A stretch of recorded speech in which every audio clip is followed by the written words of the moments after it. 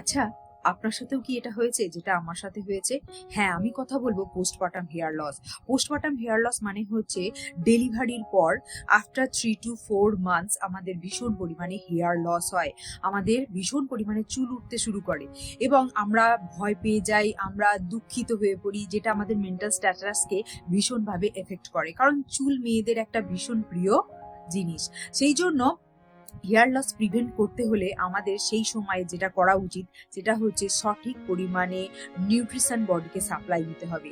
এই সময় আমাদের বডিতে নিউট্রিশন ডেফিসিয়েন্সি হয়ে যায়, আয়রন ডেফিসিয়েন্সি হয়ে যায়, ভিটামিন ডি ডেফিসিয়েন্সি হয়ে যায় এবং আরেকটা বিশাল বড় নিউট্রিশন যেটা হচ্ছে ম্যাক্রোনিউট্রিয়েন্ট প্রোটিন ডেফিসিয়েন্সি হয়ে যায়। এই সময় আমাদের হেয়ার লস হতে থাকে।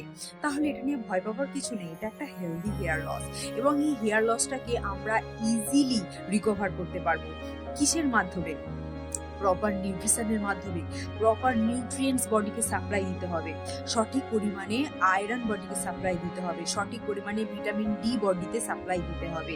আমাদের বডিতে আয়রন এবং ভিটামিন ডি এর ভীষণ ডেফিসিয়েন্সি হয়ে যায় এই সময়। তাহলে বডির আয়রন এবং ভিটামিন ডি লেভেলকে কারেকশন করতে হবে প্রপার সাপ্লিমেন্টেশনের মাধ্যমে। আমরা প্রোটিন সাপ্লিমেন্টেশনের মাধ্যমেও কিন্তু প্রোটিনের ঘাটতিকে পূরণ করতে পারি। আর কিসের ঘাটতি হয়ে যায়? মাইক্রোনিউট্রিয়েন্টসের। অনেক ছোট ছোট ভিটামিন মিনারেলস যেগুলো খুব অল্প পরিমাণে আমাদের শরীরে প্রয়োজন হয়, সেগুলোরও কিন্তু ভীষণভাবে ডেফিসিয়েন্সি হয়ে যায়। তাহলে এইগুলো যদি আমরা সঠিকভাবে পূরণ করতে পারি, বডিকে সঠিকভাবে এই নিউট্রিয়েন্টস যদি আমরা সঠিকভাবে বডিকে দিতে পারি, আমরা কিন্তু এই প্রবলেমটা ইজিলি সলভ করতে পারবো। আরও একটা প্রবলেম সলভ করতে হয়, সেটা হচ্ছে স্ট্রেস।